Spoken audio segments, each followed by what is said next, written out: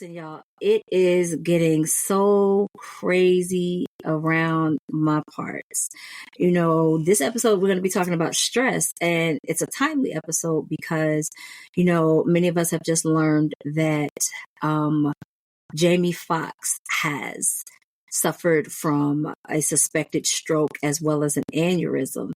And, both of those things can be attributed to stressful situations. And,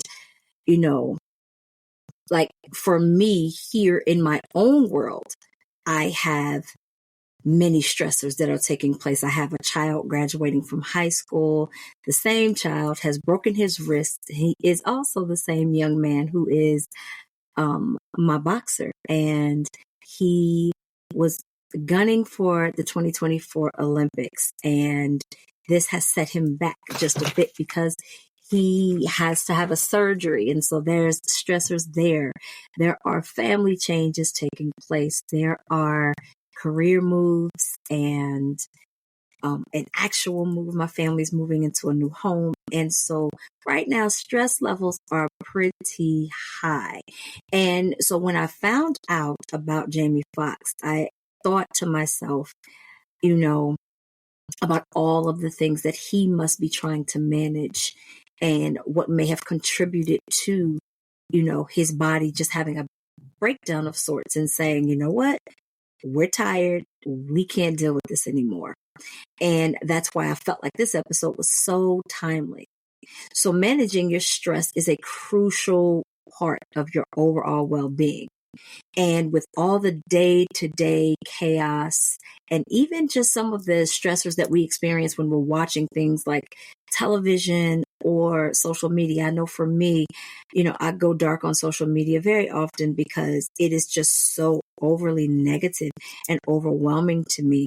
I can't take all of that in. And in fact, I don't even watch the news anymore. Actually, I read my news, and I usually only do that about once or twice a week simply because I cannot take in all of that negativity and allow it to increase my stress levels.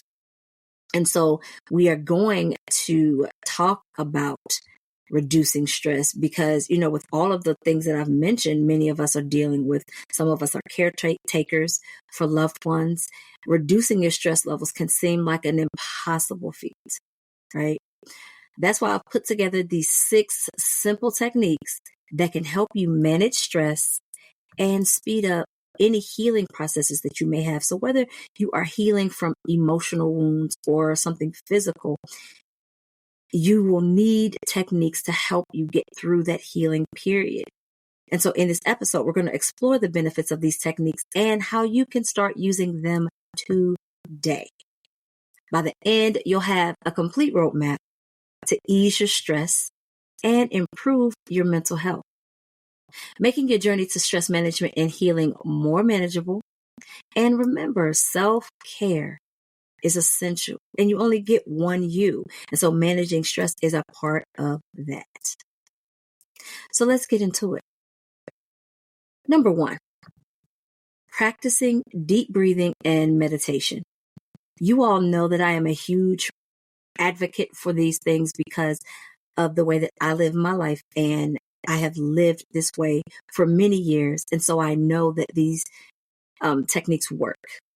So mindfulness techniques such as deep breathing and meditation are great tools to help reducing stress and improving mental well-being.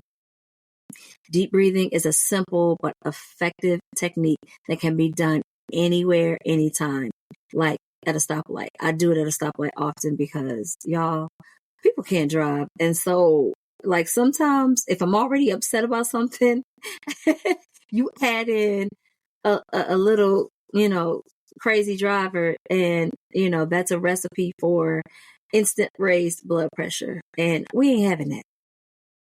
Deep breathing involves taking slow, deep breaths, filling up your lungs, and then exhaling slowly. This technique can help to slow down your heart rate, regulate your nervous system, and reduce feelings of anxiety and stress. Just a few minutes of deep breathing can have an instant calming effect on your mind and your body. I use a method that I've also taught my family, and it's called the 555 method. And it is an amazing method to use. I use this with some of my clients as well, and it instantly disrupts those messages of stress, anxiety, fight or flight, anger, frustration, whatever you may be feeling. And so the 555 method is simple. I'll explain it really quick. So you're going to take in a deep breath for the count of 5, filling up your lungs. Then you're going to hold it at the very top for 5 seconds. Then you're going to release it slowly for 5 seconds. It is so powerful. So powerful. It works for me every single time. Meditation is another powerful tool that you can use to help manage stress and promote healing. It involves focusing your mind on a specific object, activity, or even a place that brings you calm while letting go of any distracting thoughts. Meditation has been shown to reduce symptoms of depression and anxiety, improve sleep, and boost feelings of overall well-being. It is important for me to point out that meditation can also be an active activity because for some, the stillness causes more activity. So movement meditation is definitely a thing. All right. So incorporating deep breathing and meditation into your daily routine can help you to feel more relaxed, less stressed, and be better able to cope with the challenges of everyday life. So whether you're dealing with physical or emotional wounds, taking care of your mental health is just as important as taking care of your physical health. So give these mindfulness techniques a try and see how they can help you. Now let's go to number 2. Now, oftentimes people get mindfulness and meditation confused. They think that it's one and the same. It's not. So let me explain what mindfulness is. The practice of mindfulness involves being in the moment, paying attention to your surroundings, your thoughts, without any judgment. And it helps to reduce stress and anxiety because you're not thinking about other things. You're not thinking about where you have to be later or this never-ending to-do list that you may have. You're not thinking about any of those things. You are thinking about what is happening in this moment. Mindfulness can be incorporated into your daily routine during times that you may not even consider, such as getting dressed in the morning or even while you are having a meal. By focusing on the present moment, you can develop a greater sense of clarity and control over your emotions. Embracing mindfulness techniques also helps you to better manage stress and cope with challenges of healing. As you become more attuned to your inner self, you'll begin to notice physical and emotional changes together. Combining these techniques with physical activity can have an even greater impact on your overall health and wellness. So let me give you an example of mindfulness. I often use mindfulness when I am brushing my teeth. And I know it may sound strange, but while I am brushing my teeth, I use that time to say out loud sometimes every little thing that I'm doing. So I will say, I'm turning on the faucet. I am wetting my toothbrush. I'm putting toothpaste on my toothbrush. I am turning off the faucet. I will brush my teeth. And I'm brushing, and it really allows you to switch the focus, and it is a calming thing because the only thing I am thinking about, I'm being mindful about what I'm doing in the moment. And that is why mindfulness, can be so helpful. Now, speaking of physical activity, that is number 3 on our list.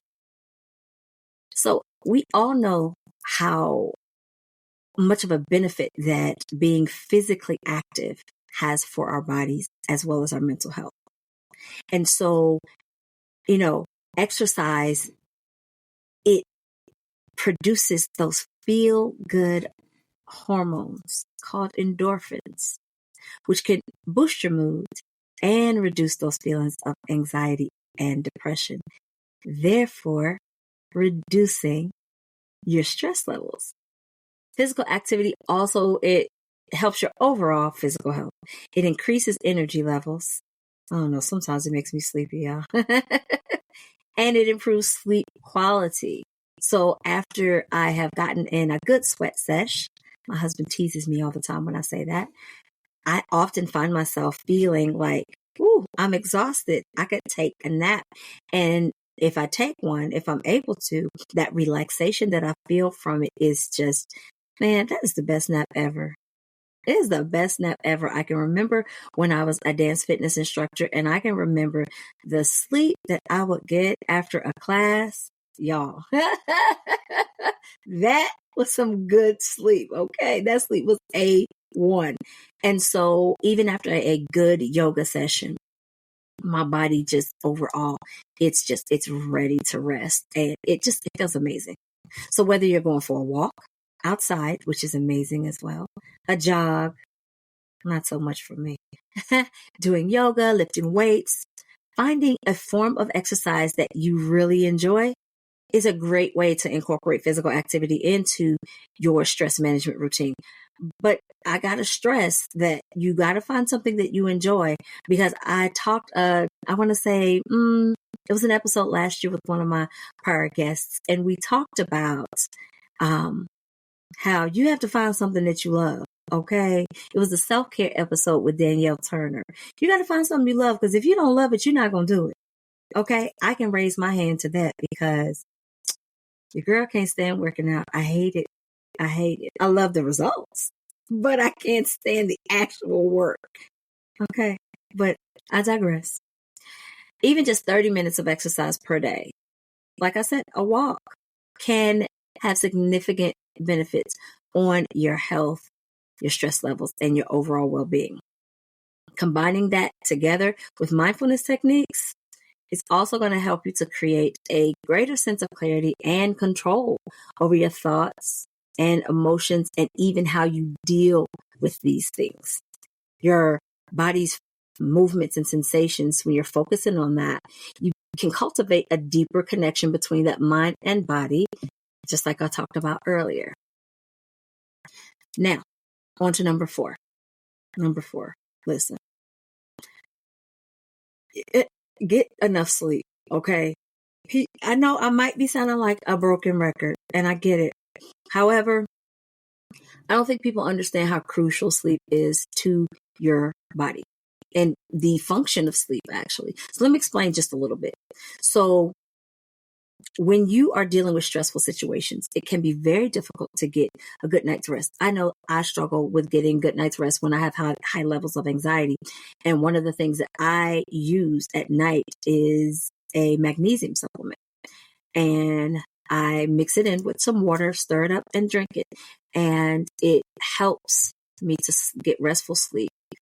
And so when I'm dealing with that, that is one of the things that I do. In addition to my yoga and my meditation and my deep breathing, I add that as a part of my nighttime routine to reduce my stress levels and help me sleep. And, all these things that I'm talking about, I'll make sure that I put them in the description box below, so that you can check those out. Because, getting sleep is absolutely crucial. That's one of the reasons why sleep deprivation is one of the torture methods to getting people to talk during war is used, because when you do not sleep, you begin to become delusional. Your brain can't think, you do not have clarity, and you are unable to function at a higher level. And so when you're not getting sleep, getting enough sleep, quality sleep, it has a negative effect on your stress levels. By getting enough sleep, you are allowing your body the time that it needs to repair and rejuvenate itself. So your brain is working all day long, telling your limbs to walk, telling your eyes to blink, telling you to drive your car, telling you to cook meals, do your job, take care of your kids. Your brain is at work all day long. At night is when it has its chance to rest. So please, please, please get that good sleep. So a couple of things you can try: taking a warm bath or a shower before bed. They have these wonderful bath fizzies that help to relax you. They even have the fizzies for showers now. So it's absolutely amazing. And you can use those to help you to relax. Again, relaxation techniques that I talked about earlier, reading a book. It can also help you to wind down in a relaxed state, and also creating a sleep conducive environment by reducing noise and lights, maintaining a comfortable temperature in your bedroom, and avoiding electronic devices. And that can also improve your sleep quality. And I want to be honest, I have a bedtime routine at night, and what I do is every night I do my bedtime yoga routine. I do some deep breathing. I journal so that I can unload that day. So whatever happened that day, I don't want to take it to bed with me. I don't want it to invade my dreams. I don't want to think about it as I drift off. So I write it out so that I can unpack that day, especially if I haven't had a session with my therapist. Then I will take a nice warm shower, and I drink my magnesium. I have low light setting. It's like a yellow light. It's very warming and very comfy. It's one way to put it. It's very comfortable. I make sure that the bed is free of clutter. I try to make sure that the room is tidy, and definitely the temperature's comfortable. I'm always cold. My husband's always hot. So we have to find a happy medium in there somewhere. And then I rest.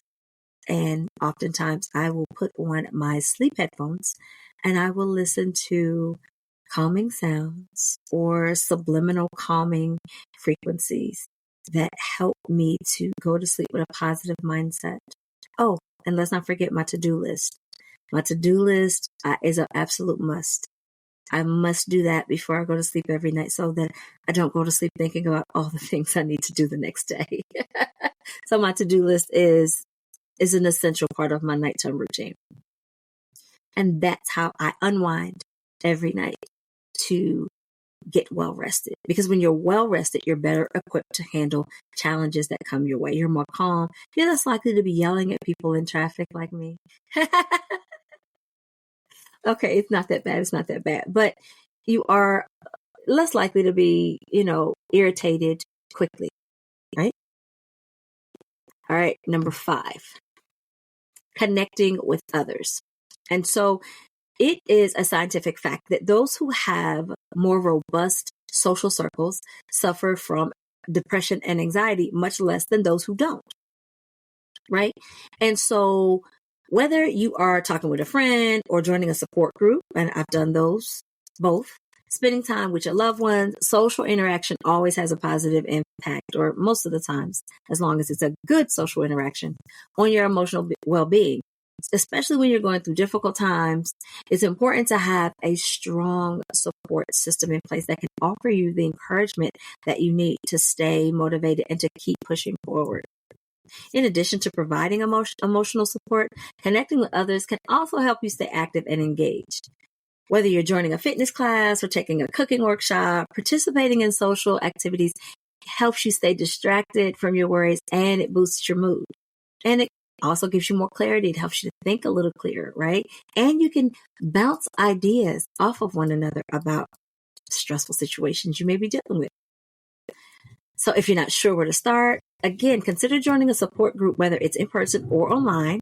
That's the wonderful thing about, technology. Have online groups. Or if you really need some professional counseling to kind of really work out some things, please don't be shy. It's not a sign of weakness to seek out help when you need it. It absolutely is not. There are so many resources available to help you connect with others who may be going through similar experiences. By building a support network, you'll be better equipped to manage stress and promote healing. And so one of the things that I do to stay connected with my friends that don't live close to me, we will do things like my best friend and I, we live several states apart. And I think I've talked about this before. We get on the phone with each other and we walk together. She walks from where she is. I work where I'm at. And we're on the phone talking and chatting and laughing and giggling and talking about what we're going through together. And before we know it, oftentimes we've walked 2 miles, right? It's crazy. But it has helped us to both reduce our stress levels because we're getting active. We're outside enjoying nature. We're talking and connecting with one another. And it is a wonderful experience. So again, find your people. If you don't have some already, find some. And last, listen, most people would never have figured this one, would never have thought about this one. I know I didn't. But I learned this from experience. Caring for indoor plants. That is number 6 on the list. So studies have shown that being around plants can have a positive impact on your mental well-being. So indoor plants, they not only provide calming and soothing atmospheres, but they also help to clean your air and reduce your stress levels. There's just something about taking care of indoor plants that also serves as a mindfulness practice because you're just in the moment and you are focusing on your pruning your plants and you're nurturing something that's living and you're watching it grow from a little seedling to a plant. No, it's like y'all, those is fake. But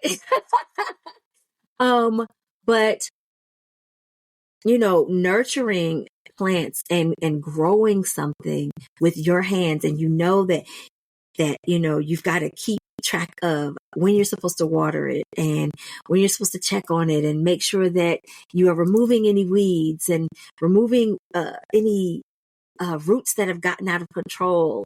It's just something about it that I've found that is so calming and relaxing, and it just, I can't really explain it. It's something that you have to experience for yourself, but it makes you feel more connected with nature and provides you with a sense of purpose. I remember there was a period which I could not grow plants. I tried. Oh my goodness, I tried.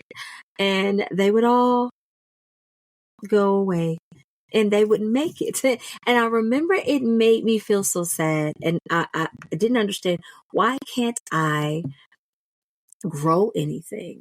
And so I began to do some research and I found something called hydroponics, which allows you to have everything you need it's an indoor garden. There's a water tank and it's electric and you've got lights, and it allows you to have minimal hands-on when it comes to it until you start to need to harvest, but you get to still experience that wonderful feeling of, hey, I gave it the proper nutrients, I planted the seed, I've given the proper water, it's got the proper light, and now I am growing.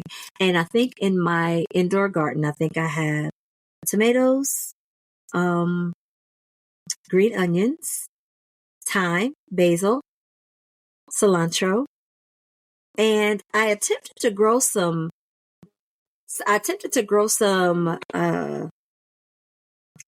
squash, but it turned into some flowers or something. I don't know. I guess that seed wasn't right, but it did not grow into what I wanted to grow into, right?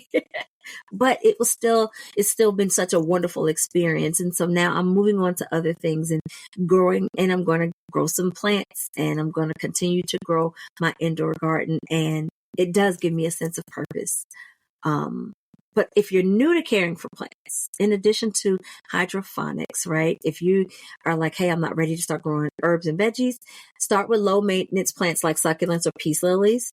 Do some research on how much sunlight and water they might need, and make sure you have the right soil and drainage systems, because you don't want to accidentally drown them or get root rot and all that kind of stuff. And so watching those plants grow, again, like I said, it's such a rewarding and uplifting experience.